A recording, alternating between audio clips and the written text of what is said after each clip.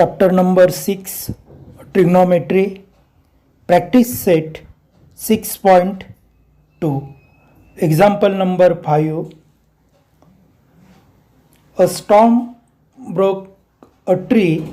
The tree top rested 20 meters from the base of the tree, making an angle of 60 degrees with the horizontal. Find the height of the tree. प्रकरण 6 त्रिकोणमिती सराव संच 6.2 मधील 5वं उदाहरण आहे. वादळामुळे एक झाड मोडले आणि झाडाचा शेंडा जमिनीवर टेकला. मोडलेला भाग जमिनीशी 60 अंशाचा कोन करतो. झाडाचा शेंडा आणि बुंदा यामधील अंतर 20 मीटर असल्यास झाडाची उंची काढा.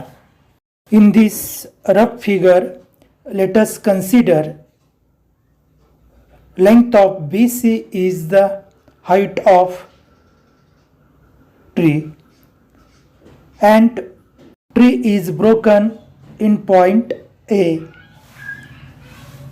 या कच्च्या आकृतीमध्ये समजूया BC ही त्या झाडाची उंची आहे.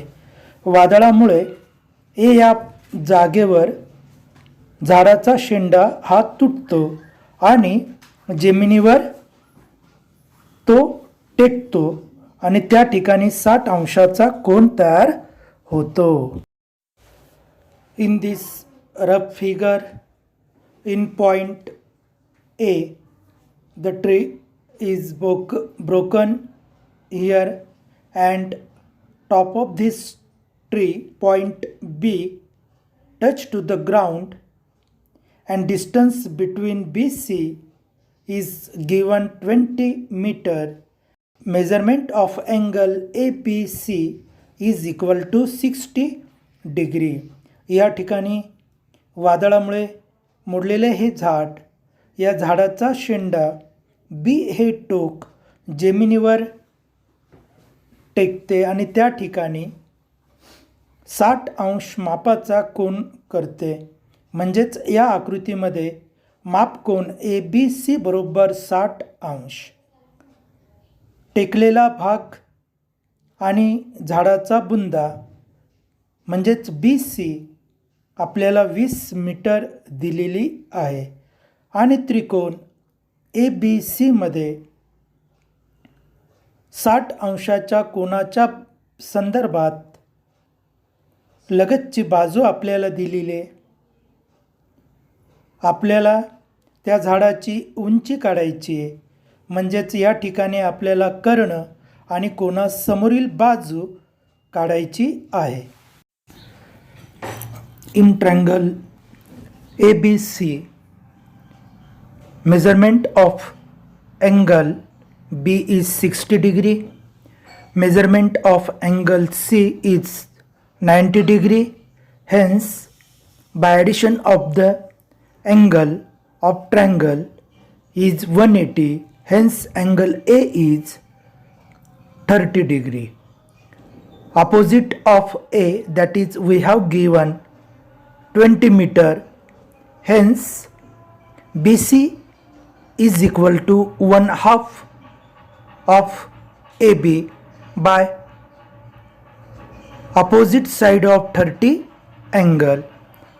2 is denominator, cross multiplication. Then AB is equal to twice BC. Substitute the value of BC, that is 20.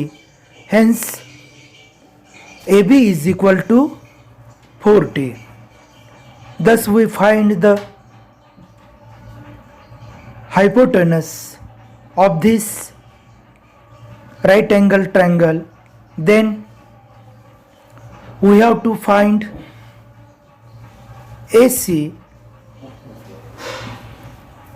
that is the opposite side of B, and we know that AB sin 60 is equal to opposite side AC upon AB. We know the value of 60 degree, that is under root 3 upon 2 is equal to AC upon A. We can write here in numerator addition of denominator and denominator is as it is. Hence under root 3 plus 2 upon 2 is equal to AC plus AB upon AB. या ठिकाणी त्रिकोण ABC मध्ये कोन C हा काटकोन आहे, कोन B आपल्याला 60 अंश दिलेला आहे. त्रिकोणाच्या तिन्ही कोनांच्या मापांच्या बेरजेनुसार कोन A बरोबर 30 अंश. 30 मापाच्या कोनासमोरील बाजूच्या प्रमेयानुसार 30 कोनासमोरील बाजू ही कर्णाच्या निमपट असते, म्हणून BC बरोबर 1/2 गुणिले AB. तिरकस गुणाकार AB बरोबर 2 गुणिले BC आणि BC ची किंमत आपण टाकतोय 20. 20 गुणिले 2 म्हणजेच AB बरोबर 40 अंश. आपल्याला या ठिकाणी कोनासमोरील बाजू AC काढायची आणि म्हणून साइन गुणोत्तर आपण घेतोय. साइन 60 बरोबर कोनासमोरील बाजू AC भागिले कर्ण AB. साइन 60 ची किंमत आपल्याला माहिती आहे, वर्गमुळात 3/2 AC छेद AB. दोन्ही बाजूला योग क्रिया करून, योग क्रिया आपण याच्यासाठी करतोय की आपल्याला झाडाची उंची काढायची आहे, म्हणजेच AC आणि AB ची बेरीज आपल्याला काढायची आहे. आणि म्हणून वर्गमुळात 3 अधिक 2 भागिले 2 बरोबर AC अधिक AB भागिले AB. In this step under root 3 plus 2 upon 2 is equal to under root 3 plus 2 upon 2 is equal to AC plus AB upon 40. By cross multiplication we get 40 into under root 3 plus 2 upon 2. By simplification 20 into bracket 2 plus under root 3 bracket complete. Thus height of tree is nothing but AC plus AB. Hence here we find out the height of the tree is 40 plus 20 under root 3 meter. या ठिकाणी योग क्रिया करून आपल्याला उत्तर मिळतंय वर्गमुळात 3 अधिक 2 भागिले 2 बरोबर AC अधिक AB भागिले AB. तिरकस गुणाकार आपण करतोय 40 गुणिले कंसात वर्गमुळात 3 अधिक 2 भागिले 2.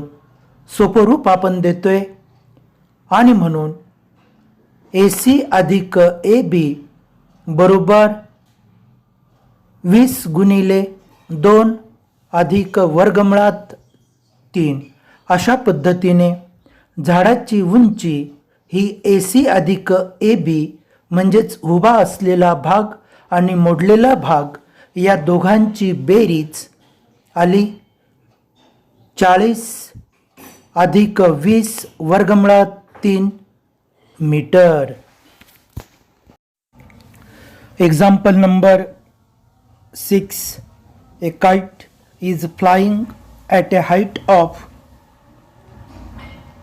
60 meter above the ground.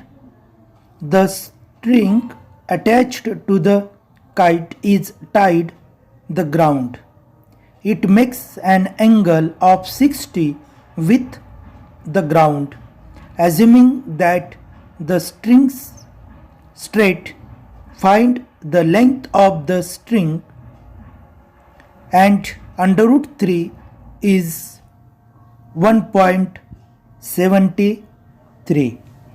सराव संच 6.2 मधील 6वं उदाहरण आपण घेतोय. उदाहरण आहे, एक पतंग उडवताना जमिनीपासून 60 मीटर लंब उंचीपर्यंत पोहोचतो. पतंगाच्या दोऱ्याचे टोक जमिनीवर बांधले तेव्हा जमीन व दोरा यांच्यामध्ये 60 अंश मापाचा कोन तयार होतो. दोरा कोठेही वाकलेला नाही असे गृहीत धरून दोऱ्याची लांबी काढा. वर्गमुळात 3 बरोबर 1.73. In this example, given is a kite is flying in the sky. From the given condition, we draw the rough figure. Suppose in triangle ABC, A is a kite, C is string tied at ground, and AB is a vertical distance of kite, that is given 60 meter, and angle of elevation is given 60 degree. We know the opposite side of 60. We have to find the length of string, that is AC. Hence AB upon AC, that is the sine ratio. या ठिकाणी उदाहरणावरून दिलेल्या अटीवरून आपण एक कच्ची आकृती या ठिकाणी काढलेले. काटकोन त्रिकोण ABC मध्ये या जागेवर A या जागेवर पतंग आहे. AB ही लंब उंची जमिनीपासून पतंगाची आहे आणि C या जागेवर पतंगाचा दोरा बांधलेला आहे. आपल्याला दोऱ्याची लांबी आपल्याला काढायची आहे. लंब उंची आपल्याला दिलेली 60 मीटर आणि कोन ACB आपल्याला दिलेला आहे 60 अंश. म्हणून कोनासमोरील बाजू भागिले कर्ण म्हणजेच साइन गुणोत्तर आपल्याला या ठिकाणी घ्यावा लागणार आहे. Ratio of sine, that is opposite side upon hypotenuse. Hence in this figure sin 60 is equal to AB upon AC. AB is given 60, hence sin 60 is equal to 60 upon AC. So we know the value of sin 60, that is √3 upon 2 is equal to 60 upon AC.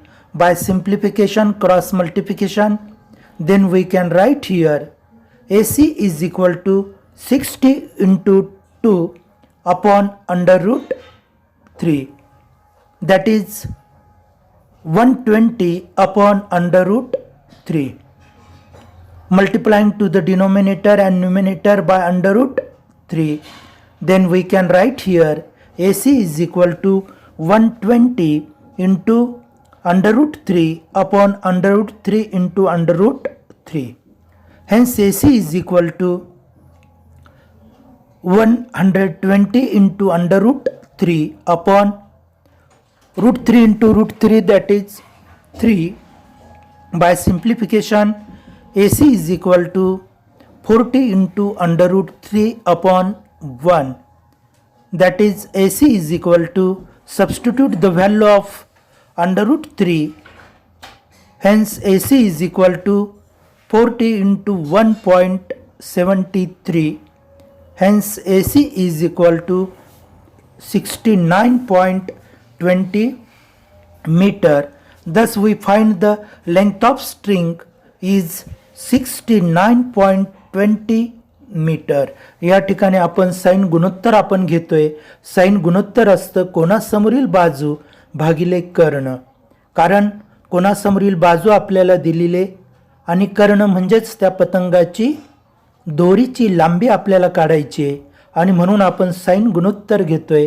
Sign 60 बरोबर AB छेद AC. म्हणून sign 60 बरोबर ABची किंमत टाकली 60 भागिले AC. Sign 60ची किंमत आपल्याला माहिती आहे, वर्गमुळात 3 छेद 2 बरोबर 60 भागिले AC. तिरकस गुणाकार केला, सोपं रूप आपण दिलं आणि AC बरोबर 60 गुणिले 2 भागिले वर्गमुळात 3. अंशांचा गुणाकार 60 गुणिले 2 म्हणजेच 120 भागिले वर्गमुळात 3. छेदस्थानी कर्णी चिन्ह आहे आणि म्हणून छेदाचे परिमीकरण करण्यासाठी अंशस्थानी आणि छेदस्थानी वर्गमुळात 3ने गुणावा लागणार आहे आणि म्हणून AC बरोबर 120 गुणिले वर्गमुळात 3 भागिले वर्गमुळात 3 गुणिले वर्गमुळात 3. AC बरोबर 120 गुणिले वर्गमुळात 3, वर्गमुळात 3चा वर्ग म्हणजेच 3. सोपं रूप आपण दिलं.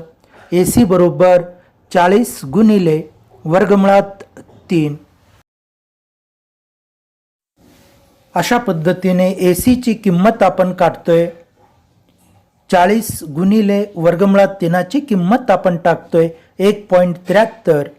दोघांचा गुणाकार केला आणि ACचं उत्तर आलं 69.20 मीटर. AC म्हणजेच पतंगाच्या दोरीची लांबी. अशा पद्धतीने पतंगाच्या दोरीची लांबी ही 69.20 मीटर आहे.